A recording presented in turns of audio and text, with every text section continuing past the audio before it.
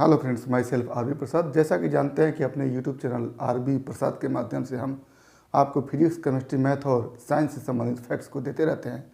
तो यदि आप हमारे यूट्यूब चैनल पर पहली बार तो प्लीज़ चैनल को सब्सक्राइब कर लें ताकि हमारे द्वारा दिए गए हर वीडियो क्लिप का नोटिफिकेशन आपको मिलता रहे। आज हम फिजिक्स में चुंबकीय प्रेरण से संबंधित कुछ छोटे छोटे तथ्यों को देखेंगे, जिसमें पहला हमारा तथ्य होगा चुंबकीय प्रेरण क्या होता है। दूसरा, चुंबकन तीव्रता इंटेंसिटी ऑफ मैग्नेटाइजेशन क्या होता है। तीसरा, चुंबकीय तीव्रता मैग्नेटाइजिंग इंटेंसिटी क्या होता है। चौथा, चुंबकशीलता मैग्नेटिक परमिएबिलिटी। पांचवां, सापेक्ष चुंबकशीलता रिलेटिव मैग्नेटिक परमिएबिलिटी।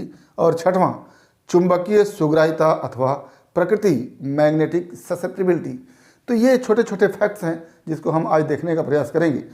तो सबसे पहले तो हमने इसके पहले के वीडियो क्लिप में देखा कि यदि किसी चुंबकीय क्षेत्र में किसी पदार्थ को रखा जाता है तो वो पदार्थ चुंबकित हो जाता है। तो उसी से संबंधित ये फैक्टर है पहला, चुंबकीय प्रेरण।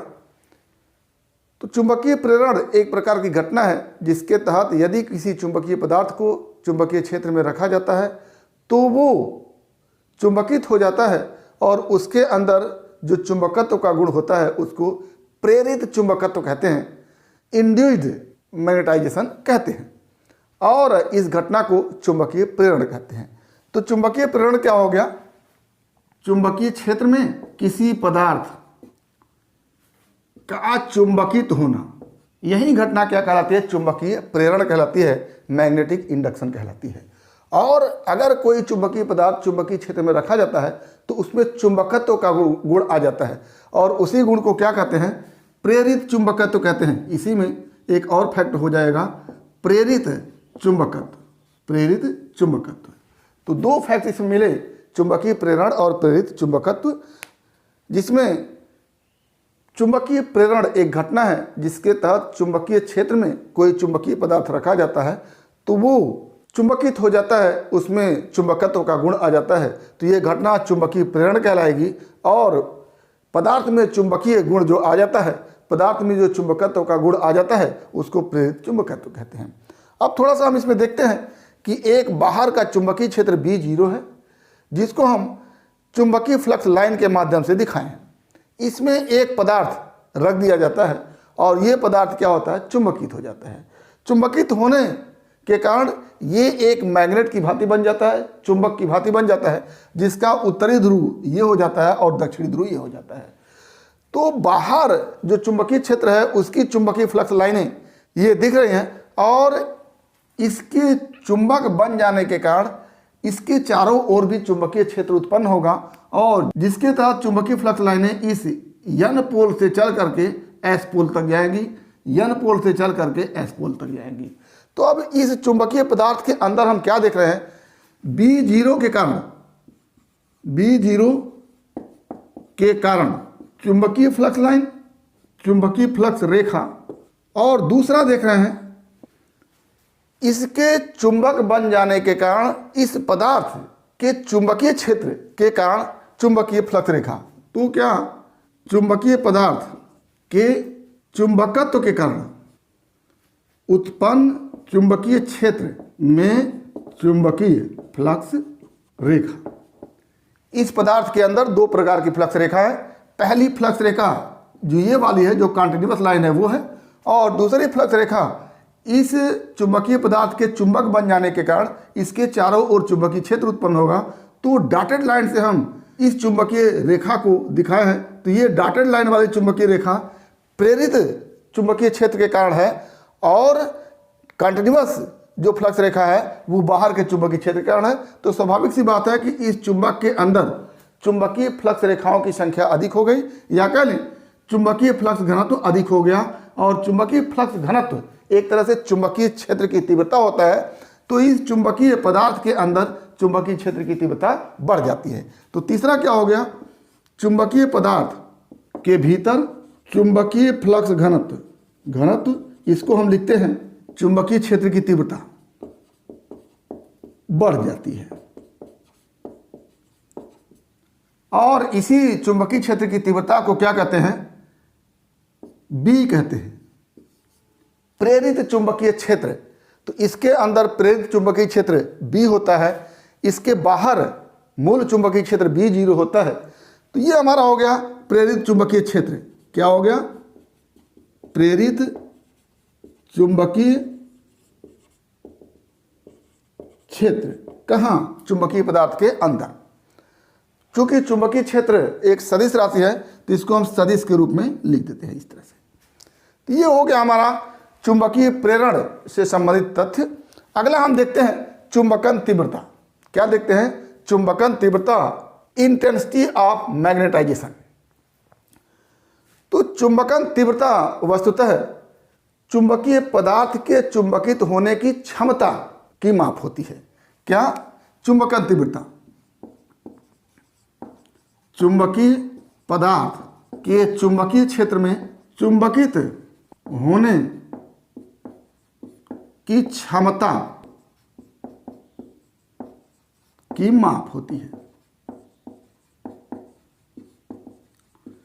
यानी यदि कोई चुंबकीय पदार्थ चुंबकीय क्षेत्र में है तो वो चुंबकित होता है, और वो जिस क्षमता से चुंबकित होता है उसी क्षमता की माप को हम क्या कहते हैं? चुंबकन तीव्रता कहते हैं, इंटेंसिटी ऑफ मैग्नेटाइजेशन कहते हैं। इसको हम लिखते हैं आई से। किससे लिखते हैं? आई से लिखते हैं। और गणित के रूप में इसको क्या कहते हैं कि जैसे ये चुंबकीय पदार्थ चुंबकित हो गया, एक मैग्नेट की तरह बन गया, तो इसका एक चुंबकीय आघूर्ण होगा जिसको हम यम से लिखते हैं, चुंबकीय आघूर्ण एम से लिखते हैं। तो इस चुंबकीय आघूर्ण और इस चुंबकीय पदार्थ के आयतन का जो अनुपात होता है उसी को हम कहते हैं चुंबकन तीव्रता, इंटेंसिटी ऑफ मैग्नेटाइजेशन। तो इसकी परिभाषा क्या बन के आएगी कि चुंबकीय क्षेत्र में चुंबकीय पदार्थ के चुंबकित होने के पश्चात यह एक द्विध्रुव बन जाता है। जब यह पदार्थ चुंबकीय क्षेत्र में होगा तो चुंबकित हो जाएगा और एक द्विध्रुव बन जाएगा। तो इस चुंबकीय द्विध्रुव के द्विध्रुव आघूर्ण, जिसको हम कैपिटल एम से लिखते हैं एम, तथा चुंबकीय पदार्थ के आयतन के अनुपात को इंटेंसिटी ऑफ मैग्नेटाइजेशन, चुंबकीय तीव्रता कहते हैं। इसे आई से प्रदर्शित करते हैं। तो अब इस परिभाषा के अनुसार आई इक्वल टू क्या हो जाएगा? यम द्विध्रुव आघूर्ण बटा भी। और आई एक सदिश राशि है तो I equal to Yama by भी लिखेंगे। यम भी एक सदिश राशि है। तो ये हमारा चुंबकन तीव्रता का फार्मूला बन जाता है I equal to M upon भी। किसी चुंबकीय पदार्थ को चुंबकीय क्षेत्र में रखने पर वह एक चुंबकीय द्विध्रुव बन जाता है जिसका एक चुंबकीय द्विध्रुव आघूर्ण होता है। तो उसी चुंबकीय द्विध्रुव आघूर्ण तथा चुंबकीय पदार्थ के आयतन के अनुपात को हम क्या कहते हैं? चुंबकन तीव्रता कहते हैं। अगला जो फैक्ट्स है वह चुंबकीय तीव्रता। ये चुंबकीय तीव्रता किसी पदार्थ के चुंबकित करने की क्षमता की माप होती है। तो क्या लिखेंगे? चुंबकीय तीव्रता किसी चुंबकीय क्षेत्र द्वारा चुंबकीय पदार्थ के चुंबकित करने की क्षमता की माप होती है। और इसे हम H से लिखते हैं, इसे H से प्रदर्शित करते हैं। और ये H बराबर क्या हो जाता है? H बराबर B अपान μ0 माइनस I। अगर B सदिश राशि है, I सदिश राशि है, तो H भी क्या होगी? सदिश राशि होगी। अब यहाँ पर B क्या है? B है इस चुंबकीय पदार्थ के अंदर चुंबकीय क्षेत्र की तीव्रता, और μ0 निर्वात की चुंबकशीलता। जैसे हम विद्युत क्षेत्र में निर्वात की विद्युतशीलता पढ़ते हैं, यहाँ पर निर्वात की चुंबकशीलता μ0 है और I इंटेंसिटी ऑफ मैग्नेटाइजेशन है, चुंबकन तीव्रता है। तो इस तरह से हम चुंबकीय तीव्रता को देख रहे हैं कि ये चुंबकीय तीव्रता चुंबकीय क्षेत्र के द्वारा चुंबकीय पदार्थ को चुंबकित करने की क्षमता की माप होती है। अगला हम देखते हैं चुंबकशीलता क्या होता है। चुंबकशीलता जिसको हम म्यू से लिखते हैं। तो ये जो चुंबकशीलता होता है इस पदार्थ के अंदर चुंबकीय क्षेत्र की तीव्रता तथा इस चुंबकीय क्षेत्र की चुंबकीय तीव्रता का जो अनुपात होता है उसी को हम क्या कहते हैं? चुंबकशीलता कहते हैं। तो चुंबकशीलता म्यू इक्वल टू बी, इस पदार्थ के अंदर चुंबकीय क्षेत्र की तीव्रता अपान इस चुंबकीय क्षेत्र की चुंबकीय तीव्रता H। तो ये हमारा हो जाता है चुंबकशीलता म्यू, यानी क्या हो गया, चुंबकीय पदार्थ के भीतर चुंबकीय क्षेत्र की तीव्रता तथा चुंबकीय क्षेत्र की चुंबकीय तीव्रता, इसको हम H से लिखते हैं और ये B है, के अनुपात को पदार्थ की चुंबकशीलता कहते हैं। तो ये चुंबकीय पदार्थ है, चुंबकीय पदार्थ की चुंबकशीलता कहते हैं और इसको म्यू से लिखते हैं। तो म्यू इक्वल टू क्या हो गया, B/H, B भी सदिश राशि है और H भी सदिश राशि है। तो ये हमारा हो गया चुंबकशीलता। आगे हम देखते हैं सापेक्ष चुंबकशीलता, रिलेटिव मैग्नेटिक परमिएबिलिटी। किसी माध्यम की चुंबकशीलता एवं निर्वात की चुंबकशीलता का अनुपात माध्यम की सापेक्ष चुंबकशीलता कही जाती है। सापेक्ष चुंबकशीलता को म्यू आर से लिखेंगे, म्यू आर से लिखते हैं। तो अब म्यू आर इक्वल टू क्या हो जाएगा, μ/μ 0, ये म्यू आर इक्वल टू हो जाएगा। अब म्यू आर यहाँ पर क्या है, दो चुंबकशीलताओं का अनुपात है और जब कभी एक ही भौतिक राशि का अनुपात होता है तो वो मात्रकहीन और विमाहीन हो जाता है। तो म्यू आर क्या हो जाएगा, मात्रकहीन राशि है और मात्रकहीन है तो विमाहीन भी हो जाएगा। अब इसी म्यू आर को दूसरे रूप में लिख सकते हैं, जैसे आप B इक्वल टू लिखेंगे म्यू इंटू एच और B0 इक्वल टू लिखेंगे μ0 इंटू एच। कैसे, आप म्यू इक्वल टू जानते हैं B/H होता है, तो यहाँ से हो जाएगा B equal to mu into H. तो B equal to mu into H और B0 इक्वल टू क्या हो जाएगा, μ0 इंटू एच। तो दोनों का अगर भाग दे दें हम तो क्या निकल के आएगा, यहाँ से B/B0 इक्वल टू μH/μ0h और ये क्या हो जाएगा, μ/μ0। तो μ/μ0 क्या है, म्यू आर है। तो यहाँ से म्यू आर इक्वल टू बन के आएगा B/B0। B क्या है, इस पदार्थ के अंदर चुंबकीय क्षेत्र की तीव्रता और B0 क्या है, इस पदार्थ के बाहर चुंबकीय क्षेत्र की तीव्रता, जिसको हम मूल चुंबकीय क्षेत्र की तीव्रता कहते हैं। तो ये हमारा हो गया mu R equal to B/B0 और म्यू आर इक्वल टू μ/μ0। और अंत में आता है चुंबकीय सुग्राह्यता अथवा प्रकृति, मैग्नेटिक ससेप्टिबिलिटी।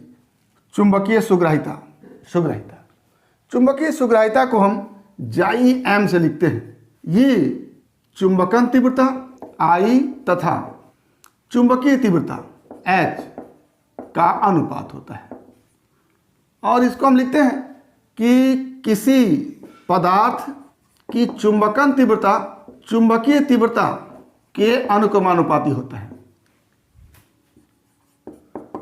है। अर्थात चुंबकन तीव्रता जिसको हम I से लिखते हैं, I अनुक्रमानुपाती होता है, चुंबकीय तीव्रता जिसको हम H से लिखते हैं तो I अनुक्रमानुपाती H होता है। यहीं को लिखते हैं I बराबर, अब यहाँ पर एक कांस्टेंट लगाएंगे जिसको हम कहेंगे जाई एम इंटू एच। ये जाई एम क्या होता है, चुंबकीय सुग्राह्यता। अब यहाँ से क्या हो जाएगा, जाई एम इक्वल टू I/H। यहीं से हम लिखे हैं कि चुंबकीय तीव्रता तथा चुंबकन तीव्रता I तथा H का जो अनुपात होता है उसी को हम क्या कहते हैं, चुंबकीय सुग्राह्यता, जाई एम कहते हैं। तो जाई एम इक्वल टू क्या हो गया, I/H। अब हम देखेंगे चुंबकीय सुग्राह्यता, सापेक्ष चुंबकशीलता और निर्वात की चुंबकशीलता में क्या संबंध होता है, तो उसको देखते हैं। क्या जाई एम म्यू आर तथा μ0 में संबंध। तो पहले तो हम जानते हैं कि H equal to B/μ0 minus I होता है और I को हम जान गए हैं क्या होता है, जाई एम इंटू एच होता है। तो B/μ0 माइनस जाई एम इंटू एच। अब यहाँ से क्या हो जाएगा, B minus μ0 into chi M into H अपान μ0 और μ0 इधर ले आइए तो क्या हो जाएगा, μ0h equal to B minus mu zero H into chi M. यहाँ से क्या हो जाएगा, mu zero H is equal to mu H minus mu zero H chi M, और यहाँ से क्या हो जाएगा, mu zero H plus mu zero chi M H is equal to mu H, और एच एच से कैंसिल होगा, क्या बच जाएगा, mu zero plus mu zero chi M is equal to mu, और म्यू यहाँ से कॉमन ले लेते हैं तो क्या बचेगा, 1 plus chi M is equal to mu. Mu को हम उधर ले जाते हैं तो क्या हो जाता है, 1 plus chi M is equal to mu upon mu zero, और यहाँ से हो जाता है 1 plus chi M is equal to mu R. तो ये रिलेशन बन के आया जाई एम तथा म्यू आर में। तो इस तरह के ढेर सारे तथ्यों को हमने देखा। पहला, चुंबकीय प्रेरण क्या होता है, दूसरा चुंबकन तीव्रता क्या होता है, तीसरा चुंबकीय तीव्रता क्या होता है, चौथा चुंबकशीलता क्या होता है, फिर सापेक्ष चुंबकशीलता क्या होता है, और अंत में चुंबकीय सुग्राहिता क्या होता है। इस तरह के तथ्यों को देखा। उम्मीद करते हैं कि टॉपिक आपको समझ में आया होगा। अगर इसमें किसी प्रकार की समस्या है तो आप हमारे YouTube चैनल के कमेंट बॉक्स में कमेंट करके अपनी समस्या का समाधान करेंगे, और यदि वीडियो क्लिप पसंद आए तो प्लीज़ लाइक करेंगे, शेयर करेंगे, साथ ही हमारे YouTube चैनल को सब्सक्राइब अवश्य करेंगे ताकि हमारे द्वारा दिए गए हर वीडियो क्लिप का नोटिफिकेशन आपको मिलता रहे। तो आज बस इतना ही। अगला टॉपिक अगले वीडियो क्लिप में। एक बार फिर आपके भविष्य के लिए बेस्ट ऑफ लक। धन्यवाद।